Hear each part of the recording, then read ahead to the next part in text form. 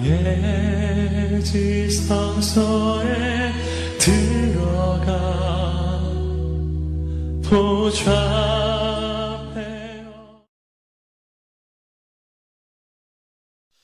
시간이 참 빨리 지나가죠. Time is so fast. 그렇죠? 한 해 시작한 거 그제 같은데 벌써 한 해 반년이 지나고 오늘 7월 첫 번째 주일 맥주감사 주일로 하나님 앞에 예배하게 되었습니다. 오늘 하나님 앞에 예배하면서 저는 말하기는 여러분의 마음속에 한번 한 해 반년을 돌아보는 그런 지혜가 있기를 간절히 바랍니다. 6개월 그동안에 하나님 앞에서 또 사람 앞에서 어떻게 살아왔는가 여러분을 한번 돌아보는 그런 자기 성찰의 시간이 있기를 바랍니다. 우리가 원치 않게 때로는 어떤 이들에게 우리가 마음에 불편한 마음을 주기도 해요. 그렇죠? 또 어떤 경우에는 너무너무 고맙고 감사한 일들이 많았는데 그때 고맙다고 감사하다고 고백하지 못하고 또 지나온 시간들도 있을 거예요. 사랑하면서도 어떤 이들은 그 사랑을 표현하지 못하고 살아온 이들도 있을 텐데 오늘 하나님 앞에 이 맥주감사 주일로 예배하면서 말씀 나누기 전에 서로 교제를 나누는데요. 오늘은 제가 여러분에게 이렇게 말씀드리는 대로 한번 인사를 해보세요. 미안해요, 감사해요, 사랑해요. 우리 옆 사람 바라보면서 서로 고백하며 인사합니다. 미안해요, 감사해요, 사랑해요. 할렐루야. 여러분 이 세 마디만 잘하면요 영적 전쟁에 승리하게 돼 있어요. 아내에게도 늘 미안한 마음 가지고 살면 훌륭한 남편 됩니다. 반대로 또 남편에게 늘 미안한 마음을 가지고 살면 훌륭한 아내 되는 거고요. 할렐루야. 하나님에게 늘 미안한 마음을 가지고 살면 훌륭한 성도가 되는 거예요. 할렐루야. 또 남편, 아내, 자녀, 또 하나님 만나는 모든 성도들에게 감사합니다. 감사합니다. 감사를 고백하고 또 주님의 사랑을 여러분들이 인색하지 않고 사랑해 늘 사랑을 고백할 수 있다고 한다면 여러분은 이미 하나님이 주시는 축복을 다 받으신 분들이에요. 할렐루야. 미안해요, 감사해요, 사랑해요. 이 말 아끼지 말고 사시기를 간절히 바랍니다. 오늘은 감사가 축복입니다 라고 하는 영적 주제를 가지고 우리가 잠시 말씀을 나누기를 원합니다. 하나님께서는 이스라엘 백성들에게 절기를 주셨어요. 이스라엘에 보면 많은 절기들이 있는데 그 중에 대표적인 절기가 유월절이고 오늘 우리가 지키고 있는 이 맥추절 그리고 초막절, 이게 이스라엘의 3대 절기입니다. 이 유월절이라고 하는 절기는 영어로는 Passover라고 말을 해요. Passover 한다는 것은 이렇게 뭔가 넘어가다라고 하는 얘기죠. 이렇게 넘어간다. 그래서 유월 한다라고 하는 거예요. 뭘 넘어가는가라고 하는 거예요. 이스라엘 백성들이 본래는 430년 동안 이집트에서 노예처럼, 아니죠, 노예였죠. 짐승처럼 그들이 그렇게 살았어요.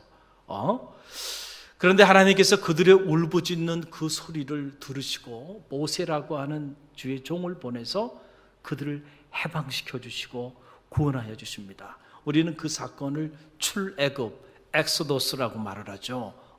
해방의 기쁨과 감격을 그들에게 선사하여 주세요. 그런데 이 출애굽의 역사를 이룰 때, 그 출애굽의 역사를 이루는 그 전날 밤에 하나님이 죽음의 사자들을 보내게 됩니다. 그래서 그 죽음의 사자들이 이집트에 있는 모든 장자들을 다 잡아 죽입니다. 그런데 그때 그날 밤에 어린 양의 피를 문설주에 바른 이스라엘의 장자, 이스라엘의 집은 그 죽음의 그림자가 유월해버리는 거예요. 패스오버 하는 거죠. 그래서 그들은 이 죽음의 안타까운 삶의 자리 가운데 들어가지 않고 구원함을 받게 된 거예요. 할렐루야. 제가 이 새가족 신방을 하거나 이사 신방할 때 교회 문에 교회를 붙이고 거기에 손을 얹고 꼭 기도합니다. 안수기도 해요. 하나님, 이 가정에 어둠의 영이 틈타지 않게 해달라고. 할렐루야. 우리 갈릴리 교회 이 성도의 가정 천군 천사 보내주셔서 이 문을 지켜주시고 할렐루야.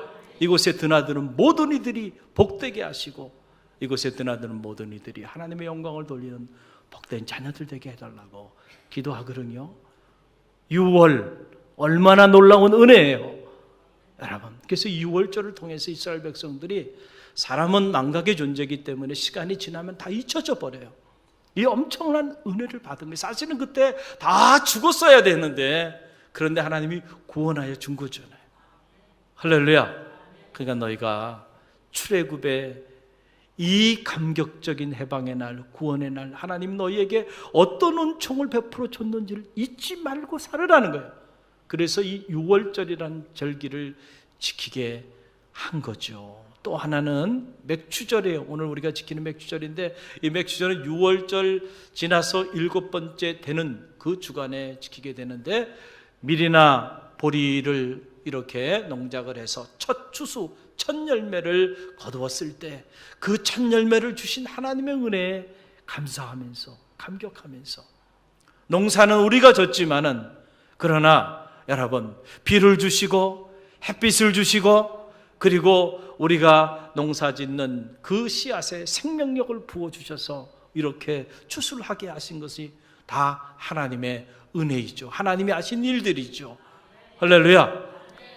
절대 이 첫 것을 취했을 때 하나님의 은혜를 잊지 말라는 거예요. 할렐루야. 그래서 첫 봉급, 첫 직장에서 우리가 첫 것을 이렇게 수확했을 때 지금까지 지켜주신 그 하나님의 은혜 감사하며 나가는 거, 이건 맥추절이 주는 영적인 교훈입니다. 할렐루야. 또 하나, 이 초막절 혹은 장막절이라고도 말하는데, 이거 뭐냐, 한 해의 끝자락에서 이제 하나님 베푸신 은혜 가운데 추수를 다 해요. 우리로 말하면 추수감사절기가 이 절기가 되게 되는데, 한 해 하나님 허락해 주신 은혜 가운데 많은 것들을 이렇게 추수하고는 하나님의 은혜에 감사하는 거예요. 그냥 감사하는 것이 아니고 광야 40년의 세월을 어떻게 지나왔는지, 그래서 초막절이고 장막절이라 그러는 거예요. 그 거친 땅 광야를 어떻게 지나왔는지, 홍해가 가로막혀 있을 때 하나님께서 그 홍해를 어떻게 가르셨는지, 마실 물이 없을 때 마라의 단물을 쓸게 하시고, 달게 하여 주시고, 갈 바를 알지 못할 때 낮에는 구름 기둥으로, 밤에는 불 기둥으로 인도하시고, 수많은 적들이 쳐들어올 때 그 적들을 다 하나님께서 물리쳐 주시고, 어떻게 그 거친 땅 광야를 지나왔는지 너희는 그 하나님의 돌보시는 은혜를 결코 잊지 말으라는 거예요. 할렐루야. 그래서 그 은혜를 잊지 않게 하기 위해서 이스라엘 백성들은 지금도 이 초막절이 되면 텐트를 치고, 그리고 거친 음식을 먹으면서 그 광야 40년, 그 40년 동안 우리 민족을 통해서, 우리 조상을 통해서 하나님의 은혜가 얼마나 놀랍게 임하셨는지 그 은혜를 절대로 잊지 않도록 지금도 이 절기를 지키고 있는 거예요. 할렐루야. 왜 이런 절기를 지키게 했을까요? 이런 절기를 지키게 한 가장 중요한 이유는 다른 게 아니에요. 하나님의 은혜를 기억하고 늘 감사를 잃지 않는 삶을 살게 하기 위함입니다. 그래서 모든 절기의 핵심적인 주제는 감사입니다. 하나님의 베푸신 은혜에 대한 감사. 여러분, 우리말에 그런 말이 있잖아요. 개구리 올챙이적 생각 못한다고. 그렇잖아요. 개구리가 올챙이적 생각을 하면은 감사해야 되는데 올챙이적 생각을 하지 못해요. 그래서 개구리가 되고 나면 그 시절을 잊어버린다는 거예요. 내가 정말 연약하고 버려져 있고, 어떻게 보면 우리 인생에도 이 이집트에서 430년 동안 종노릇한 것 같은 그런 죽음의 삶의 자리가 있었는데, 그때마다 또 광야의 거친 땅을 지나는 것 같은 그런 인생의 거친 광야를 지났던 그런 시절도 있었는데, 그때마다 그 고비마다 하나님이 지켜주시고 인도하여 주셔서 지금까지 이 자리까지 왔는데, 우리가 자꾸 잊어버려요. 육선이 가득하고 먹고 살만하고 풍성해지면 그때 그 은혜를 망각해 버리는 거죠. 그래서 의외로 감사가 사라져버리게 되는 거예요. 그래서 이스라엘 백성들에게 절대 감사를 가르쳐주기 위해서 이렇게 절기를 제정하고 해마다 반복적으로 모든 이스라엘 백성들이 이 절기를 지키게 한 거예요. 그래서 어린 아이에서부터 어른이르기까지, 그래서 어릴 때부터 철저하게 어떤 상황 속에서도 하나님의 은혜를 잊지 않는, 감사를 잃지 않는 삶을 살게 한 거란 말이죠. 그래서 이스라엘 백성들이 이 회복 탄력성이라고 하는 것이 다른 민족에 비해서 대단히 놀랍습니다. 그래서 이 회복 탄력성 때문에 이스라엘 민족들과 경쟁을 하게 되면 대부분이 그 경쟁에 다 무너지는 거예요, 우리가. 왜냐하면 이스라엘 백성들은 고난 가운데 있고 사업을 하다가 파산을 하고 또 육체의 질병으로 어려움을 당하고, 그래도요 어떻게 된 일인지 금방 다시 회복이 돼요. 할렐루야. 그런데 다른 민족들은 어떻게 되냐면 가정에 막 문제가 생기고 사업을 하다 사업이 막 파산하고 그러면은 좋았던 부부관계도 갈라지고요, 부모 자식 간의 관계도 무너지고요, 다 무너져 버리는 거야. 회복이 안 돼. 회복되기가 어려워요. 그런데 어떻게 이렇게 회복 탄력성이 놀라운가? 그것은 바로 이들이 이 절기를 통하여 감사를 어릴 때부터 배웠기 때문에 그래요. 할렐루야. 고난이 와도, 역경이 와도 이 고난을 통하여 하나님께서 베푸실 은혜가 있음을 그들은 아는 거예요. 할렐루야. 그래서 고난 속에서도 감사하면서, 사업이 망해서 가정이 어려워지면 가족들이 그때 더 똘똘 뭉치는 거예요. 하나로 뭉쳐서 더 하나님께 나아가기 시작하니까 다시 놀랍게 일어나는 거예요. 그러니 여러분, 오뚜기처럼 자빠지면 일어나고 자빠지면 일어나는데 어떻게 이 사람들하고 경쟁해서 이길 수가 있나요? 저는 말하기는 여러분 모두가 어떤 상황 속에서도 감사를 잃어버리지 않는 회복 탄력성이 뛰어난 하나님의 백성들이 다 되시기를 간절히 바랍니다. 왜 이렇게 감사를 하라고 하나님께서 우리에게 강조하시면서 절기까지 제정하셔서 요구하시는 것일까? 여러분, 두 가지 이유가 있어요. 짧게 말씀드리면 두 가지 이유. 하나는 바로 뭐냐면 감사 이 자체가 바로 우리에게 축복이기 때문에 그래요. 감사가 뭐라고요? 감사가 바로 나를 향한 하나님의 가장 큰 축복이에요. 감사가 축복이기 때문에 우리로 하여금 감사하는 삶을 살라고 하는 거예요. 여러분 보세요. 우리가 감사를 잃어버리게 되면요, 감사를 잃어버린 그런 상태로 그냥 우리가 머물러 있는 게 아닙니다. 우리의 마음에 감사가 사라지기 시작하고 우리의 삶에 감사가 사라지기 시작하면 그냥 사라진 그 상태로 그렇게 자리하고 있는 것이 아니고 사라진 그 자리에 반드시 불평과 원망이 찾아오게 돼 있어요. 틀림이 없습니다. 이거는 마치 뭐와 같냐면, 여러분 빛이 지금 이렇게 조명이 되기 때문에 여기가 지금 이렇게 밝잖아요. 여러분도 아름다운 모습으로 보이는데, 만약에 이 공간에서 빛을 빼앗아가 봐요. 빛이 사라져 버려 봐요. 그러면 여기도 칠흑 같은 어둠이 됩니다. 빛이 비춰지고 있기 때문에 지금 여기 밝은 거예요. 할렐루야. 빛의 부재, 그것은 어둠이에요. 똑같은 사실이에요. 내 마음에 감사가 사라져 버려요. 그러면 그 자리에 반드시 뭐가 찾아와요? 불평과 원망이 찾아오는 거예요. 그렇기 때문에 우리가 감사의 삶을 살지 않으면 한순간에 우리의 삶이 어둠의 삶의 자리 가운데 던져주고 마는 거예요. 여러분, 세계적인 성경 주석가인 매튜 헨리는 이 신구약 전체를 주석했죠. 여러분, 신구약 전체를 주석한다는 일은 대단한 일이죠. 대단한 일이에요. 저도 그런 꿈을 꾸면서 지금 이제 창세기가 거의 다 끝나가고 있는데 계속해서 글을 쓰고 있는데, 과연 몇 권의 하나님의 말씀을 주석할 수 있을까 기도 중에 있는데요. 신구약 전체를 다 주석을 했어요. 그런 성경학자인데, 이 매튜 헨리가 하나님의 말씀을 다 주석하고 난 다음에 내린 결론이 바로 뭐냐면 감사예요. 감사. 할렐루야. 그런데 그래서 이 감사에 대한 정의를 그가 그래서 내립니다. 뭐라고 내리냐면, 제가 읽어드리면 이렇습니다. 감사란 산수에서 더하기와 같습니다. 모든 것에 감사하면 하나님은 감사한 만큼 거기에 축복을 더하여 주십니다. 어떤 일이든지 어디서든지 감사하면 감사하는 만큼 플러스의 축복이 주어집니다. 그러나 반대로 언제 어디서나 불평과 원망을 하게 되면 그것은 마치 빼기와도 같아서 그나마 가지고 있는 것까지도 모두 다 빼앗기고 맙니다. 할렐루야. 여러분, 이게 틀림없는 사실이에요. 한치의 오차도 없는 진리입니다. 기독교 경전 전체를 통전적으로 분석해 보세요. 이 말씀이 진리예요. 감사하는 자들에게는 하나님이 더 큰 감사의 축복을 허락해 주세요. 그런데 불평하고 원망하는 자들은 가지고 있는 것조차도 빼앗김을 당하게 된다는 거죠. 할렐루야.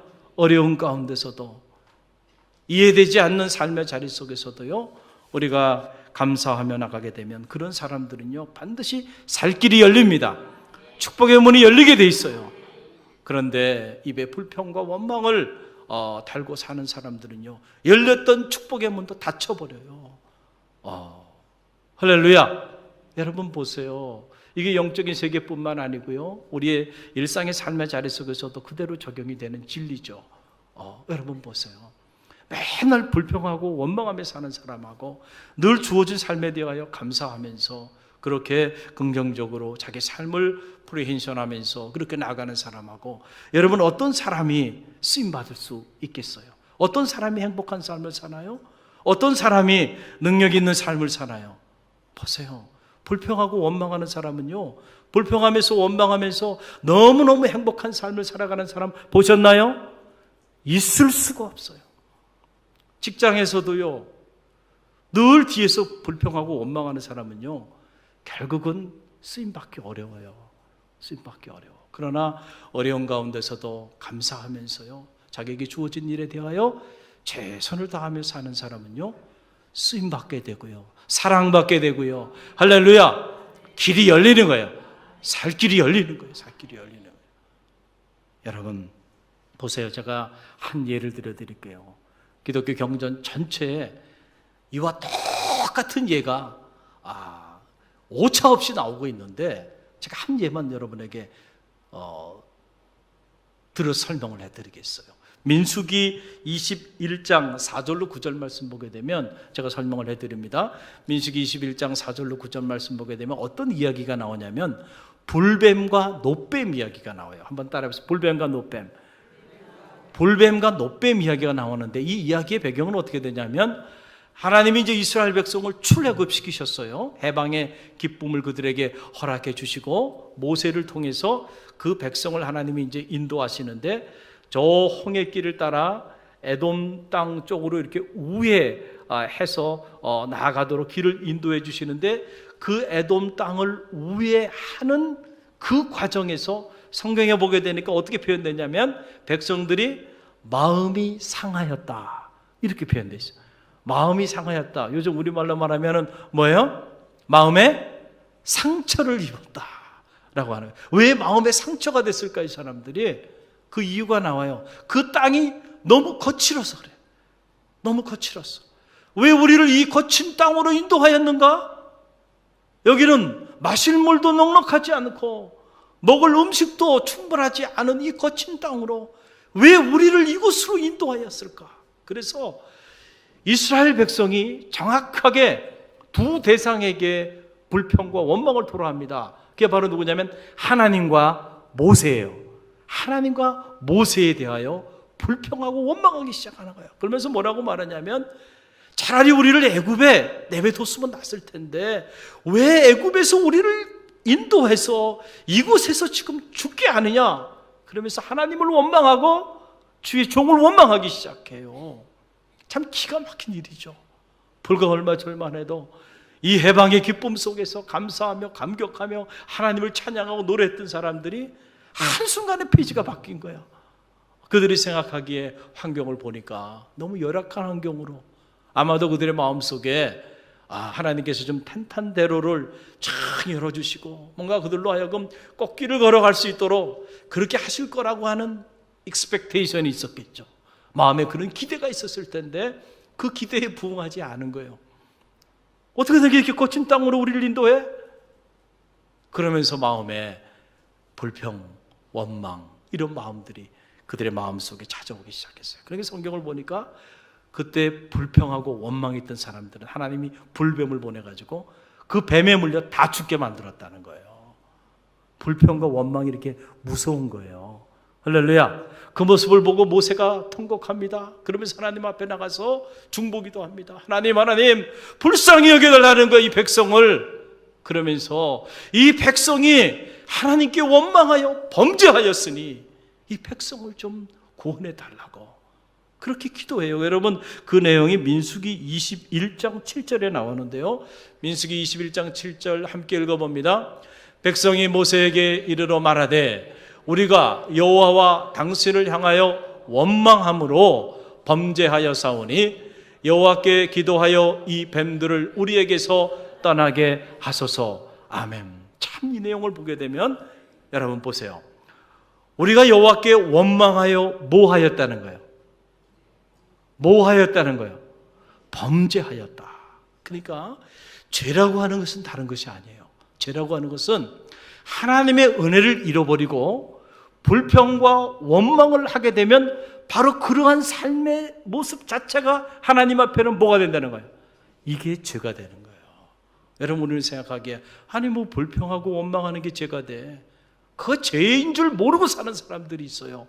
그게 가장 무서운 죄가 되는 거예요. 할렐루야. 그리고 그 죄의 싹은 사망이 되는 거죠. 그래서 이렇게 불평하고 원망했던 사람들, 방금 전에 베푼 하나님의 은혜를 망각하고 이렇게 불평하며 원망했던 사람들이 결국 죽음의 자리로 내려가게 된 거예요. 우리를 죽음에 이르게 하는 가장 무서운 죄가 불평과 원망이에요. 그러니까 내 마음속에 만약에 불평과 원망하는 마음이 여러분의 마음에 차오르기 시작한다고 한다면 여러분은 지금 죽음의 사지로 내려가고 있다고 영적으로 진단해야 된다는 얘기예요. 할렐루야. 하나님이 주시는 마음이 아닙니다. 할렐루야. 그래서 모세가 중보하며 기도했더니 하나님이 놋뱀을 허락해 주신 거예요. 그래서 장대를 만들고 장대에 놋뱀을 달아 올리고 그 놋뱀을 보는 자들은 어떤 일이 일어나요? 치유함을 받고, 놋뱀을 보는 자들은 살 길이 열렸다는 거예요. 놋뱀은 구원자를 상징하잖아요. 자, 구원자 대신 하나님을 바라볼 때에, 구원자 대신 주님을 바라볼 때에 환경을 보지 않고요. 그럴 때에 무엇이 치유되냐면 먼저 우리의 마음의 병이 치유되는 거예요. 불평과 원망이라고 하는 이 무서운 죽음에 이르게 하는 이 병이 치유되면서 살 길이 열리게 되는 거예요. 할렐루야. 그러니 여러분, 감사가 축복이에요, 축복이 아니에요? 감사를 잃어버리지 마시길 바랍니다. 여러분이 감사하는 마음만 가지고 있으면 어떤 상황 속에서도 반드시 살 길이 열려요. 그런데 여러분이 만약에 이 감사를 잃어버리는 순간 여러분의 삶은 희망이 없다는 사실을 알아야 한다는 거죠. 여러분, 그래서 일찍이 이 감사의 비밀을 알았던 다윗, 여러분 보세요. 다윗만큼 정말 다윗은 억울하게 살았던 사람이에요. 억울한 일이 너무너무 많았어요. 사울의 그 시기와 질투 때문에 하나님의 사람 다윗을 얼마나 힘들게 했나요? 참 너무너무 힘들게 한 사람들이 많아요. 그래서 시편을 보게 되면 온통 다윗은 다윗 주변에 그를 대적하는 사람들밖에 없었어요. 너무너무 많은 대적자들이 있었고 원수들이 있었고 너무너무 힘들고 어려운 고난의 시간들을 다윗이 보내게 되는데, 그럼에도 불구하고 다윗이 이렇게 하늘의 별처럼 이스라엘의 영혼이 꺼지지 않는 그런 별로 쓰임받게 된 이유가 어디냐면요, 다윗이요 그 상황 속에서도 감사를 잃지 않았다는 거예요. 시편 보세요. 시편 전편이 온통 하나님의 은혜에 대한 감사의 노래입니다. 감사의 고백이에요. 그래서 여러분 보세요. 시편 100편 4절을 보세요. 우리 함께 읽어봅니다. 화면에 나오죠. 감사함으로 그의 문에 들어가며 찬송함으로 그의 궁정에 들어가서 그에게 감사하며 그의 이름을 송축할지어다. 아멘. 하나님의 문에 우리가 어떤 마음으로 들어가요? 감사하는 마음으로 들어가는 거예요. 이 감사하는 마음으로 들어와서 감사하는 마음으로 주를 찬양하고 경배하고 감사하는 마음으로 하나님을 영화롭게 하고 감사하는 마음으로 세상을 향해 나아가는 거예요. 그게 하나님의 사람이에요. 여러분, 노래는 부르지 않으면 노래가 아니죠. 종은 울리지 않으면 종이 아니고, 그렇죠? 종소리를 울려야 그게 종인지 아닌지 알 수 있죠. 또 사랑은 표현하지 않으면 사랑이 아닙니다. 할렐루야. 마찬가지로요, 축복은요, 감사하지 않으면 축복이 아니에요. 이게 무슨 말이냐면, 감사할 때 축복의 문이 열리기 때문에 그래요. 할렐루야. 여러분이 만약에 감사하며 산다는 건 그건 뭐냐면, 나는 하나님의 축복을 누리는 사람입니다 라고 그러고 다니는 거예요. 근데 여러분이 만약에 입에 불평하고 원망하며 다니면, 나는요 하나님께로부터 저주받은 인생입니다, 잘 기억하세요, 저는 그런 사람이에요 하고 광고하고 다니는 거야. 감사할 때 축복의 문이 열려요. 은혜의 문이 열려요. 행복의 문이 열려요. 여러분 보세요. 감사하지 않는 성도가 행복한 성도가 있나요? 감사를 잃어버린 가정이 행복한 가정이 있나요? 감사를 빼앗긴 교회가 행복한 교회를 보셨나요? 있을 수가 없어요. 감사를 빼앗기지 않는 여러분 되시길 바랍니다. 우리가 감사하며 삽시다. 그러면은 어떤 이들은 그저 상수적인 말로 그렇게 받아들이는 이들도 있어요. 그러나 우리가 생각하는 것 이상으로 감사는 엄청난 힘을 가지고 있고, 감사는 우리의 삶을 엄청나게 새롭게 변화시키는 능력이 있어요. 여러분 건강하게 살고 싶으세요? 그러면 감사하게 사십시오. 감사하면 건강하게 살 수 있어요. 면역력이라고 하는 것이 중요하죠. 이 면역력이라고 하는 것은 하나님이 우리에게 주신 자연 치료할 수 있는 그런 능력을 말하는데, 아무리 안 좋은 바이러스가 우리 몸에 들어온다 하더라도요, 면역력이 강한 사람들은요, 알아서 그 나쁜 바이러스를 스스로 다 잡아먹었습니다. 그래서 웬만한 병은 걸리지 않고요, 건강하게 살 수 있는 거예요. 그래서 이 면역력을 높여야 되는 거예요, 건강하게 살려면. 그런데 여러분, 이 스코틀랜드 스털링 대학이 2012년에 이 수잔 테일러 교수팀에 의해서 연구 결과를 발표했는데, 보니까 감사하며 사는 사람들의 면역력은 그렇지 않은 사람들에 비해서 평균 최소한 1.4배 이상 높다는 거예요. 할렐루야. 감사할 때 뭐가 올라가요? 면역력이 올라가요. 면역력이 올라가요. 과학적 증명이죠. 또 동해안 대학에서 2015년 4월 성인 남녀 186명을 대상으로 심리 테스트를 했는데, 자기에게 주어진 이 주변 환경을 긍정적으로 인식하고 주어진 삶에 대해서 감사하는 사람은 그렇지 않고 살아가는 사람보다 무려 심장병 발병 확률이 3분의 1이나 적다는 거예요. 할렐루야. 또 연구 결과에 의하면 성인 남녀 201명을 대상으로 조사했는데, 삶을 감사하며 여기는 사람은 그렇지 않은 사람에 비해서 우울증 증세가 무려 50%나 적다는 거예요. 여러분, 감사하는데 동시에 우울해질 수 있나요? 그런 경우가 없다니까. 할렐루야. 할렐루야. 우리가 마음가짐 하나만 제대로 가져도요, 건강하게 살 수 있다는 거예요. 할렐루야.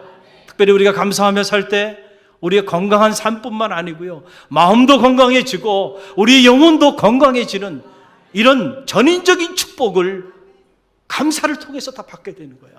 그러니까 하나님이 여러분에게 감사하며 살라는 거예요. 범사에 감사하라, 이는 예수 그리스도 안에서 너희를 향한 하나님의 뜻이다, 이렇게까지 말씀하시면서 모든 상황 속에서 감사를 잃지 말라라고 하는 말을 하시는 거예요. 할렐루야. 우리가 하나님의 축복을 누리며 축복의 통로의 삶을 살길 원하면서도 이 영적인 원리를 몰라서 감사하지 않으면서 하나님의 축복을 누리는 삶을 살길 원한다고 한다면 너무나도 안타까운 삶의 자리인 거예요. 감사가 회복되기를 바랍니다. 두 번째, 왜 그러면 하나님께서 이렇게 절기를 제정하시면서까지 감사의 삶을 살도록 하셨을까? 또 하나의 이유는 말해봐요. 감사하는 삶이 곧 하나님을 영화롭게 하는 삶이기 때문에. 할렐루야. 여러분 보세요. 시편 50편 23절 말씀입니다. 시편 50편 23절 우리 함께 읽어봅니다. 감사로 제사를 드리는 자가 나를 영화롭게 하나니 그의 행위를 옳게 하는 자에게 내가 하나님의 구원을 보이리라. 아멘. 여러분, 믿음의 길을 걸어가면서 성도된 우리의 삶의 궁극적인 목적은 뭔가요? 바로 하나님을 영화롭게 해드리는 삶이 아닌가요? 할렐루야. 저는 말하기는 우리 할렐루야 교회 온 성도들의 삶이 통째로 하나님을 영화롭게 하는 그런 삶이 되기를 바랍니다. 어떻게 하나님을 영화롭게 해드릴까요? 여러분이 가지고 있는 재산으로, 여러분이 가지고 있는 재능으로, 여러분이 가지고 있는 어떤 삶의 자리를 통해서? 아니에요. 그런 것을 통하여 하나님을 영화롭게 하는 것이 아니고요. 감사하는 마음으로 하나님 앞에 예배하며 나갈 때 하나님이 그 여러분의 삶의 모습을 보고 영화로운 삶의 자리로 나시게 된다는 거예요. 그래서 오늘 말씀에 감사로 제사 드리는 자가 나를 영화롭게 한다, 이렇게 말씀드렸어요. 여러분, 감사를 잃어버린 예배는요, 예배가 아니에요. 감사의 예배의 본질입니다. 우리가 왜 하나님 앞에 오늘 이 맥주감사절 예배하고 있나요? 하나님의 베푸신 그 은혜에 너무 감사하고 감격해서 그 마음을 담아서 하나님을 예배하는 거 아닌가요? 할렐루야. 그런데 그 예배를 우리가 지금 드리고 있는데 우리 마음속에 하나님에 대한 감사는 전혀 없어. 그러면 그것이 예배가 아니죠. 감사가 없는 찬양이 아니에요. 여러분, 노래 잘하는 사람들 얼마나 많아요. 오케스트라도 있고요, 유명한 합창단들이 얼마나 많아요. 그러나 거기 하나님의 은혜에 대한 감사가 없다고 한다면 그 찬양이 아니에요. 하나님이 영광받지 않으십니다. 그리고 그런 노래 속에 하나님이 온전하지 않아요. 할렐루야. 중요한 것은 하나님의 은혜에 대한 감사가 채워진 노래. 우리는 그 노래를 스피리추얼 송이라고 그래요. 새 노래, 영적인 노래, 그것이 찬양이에요. 할렐루야. 저는 말하기는 하나님 앞에 예배할 때 두 가지 요소가 있는 거예요. 찬양과 감사. 감사와 찬양을 하나님께 올려드리는 거예요. 그것이 예배예요. 하나님을 영화롭게 하는 그런 예배가 된다는 거예요. 저는 말하기는 여러분들이 예배의 모든 성공자들이 되시길 바랍니다.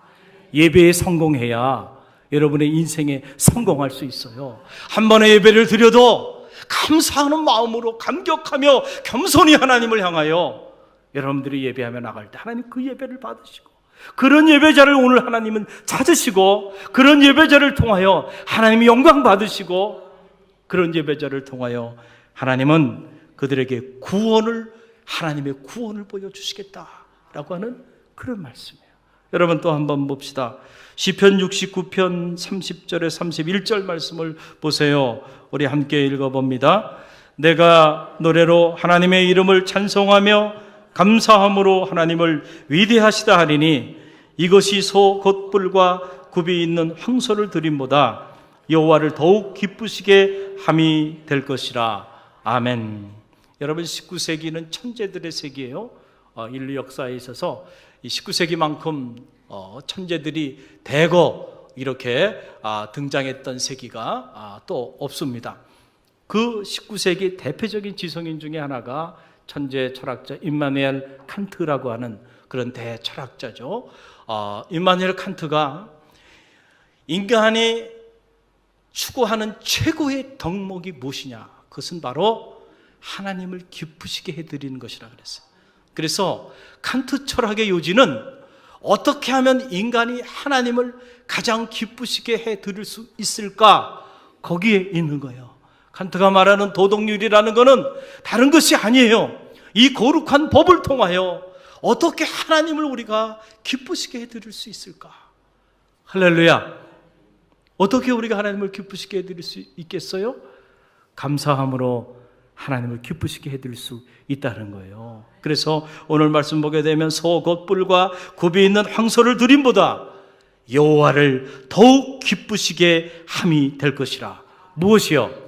감사함으로 하나님을 찬양하며 나가는 그 성도의 삶이요, 소를 드리는 일도 귀한 일이에요. 황소를 드리는 일도 귀한 일이에요. 그러나 그런 것들보다 더 하나님을 기쁘시게 해드리는 이유는 것은 바로 감사하며 하나님께 나가는 거예요. 하나님은 감사를 받으시기 원하시는 분이에요. 할렐루야. 감사가 없는 제물, 감사가 없는 예배, 감사가 없는 헌신, 감사가 없는 봉사는요, 하나님을 기쁘시게 해드리는 게 아니고 하나님을 근심케 해드릴 수 있다는 사실을 기억하시고 감사가 회복되어지는 아침이 되시기를 주님의 이름으로 간절히 축원드립니다. 오늘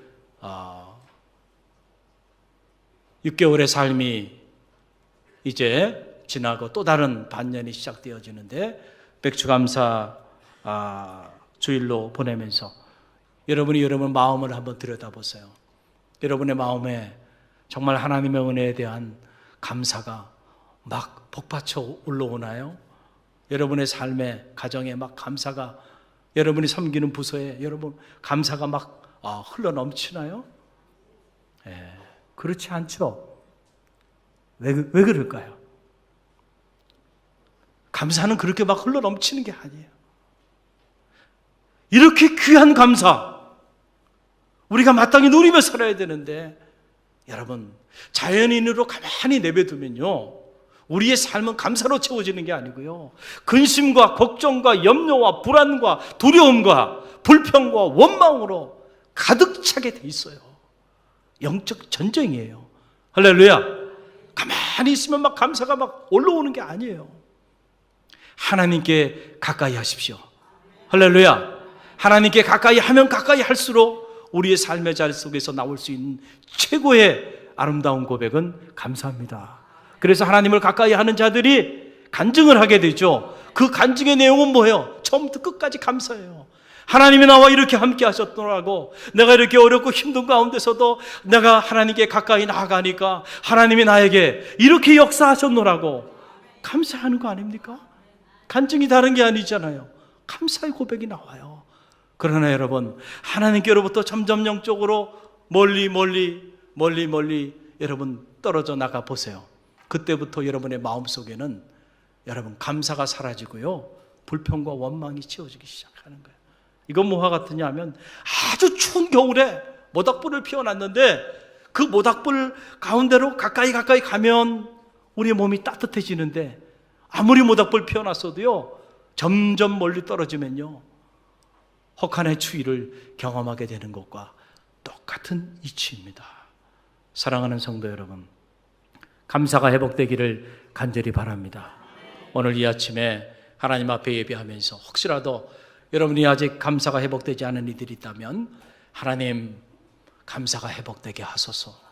말씀과 기도로 더 가까이 하나님께로 나아가게 허락하여 주옵소서. 기도하고 앞으로 남은 반년 감사로 채우는 축복의 반년이 되기를 주님의 이름으로 간절히 축원드립니다.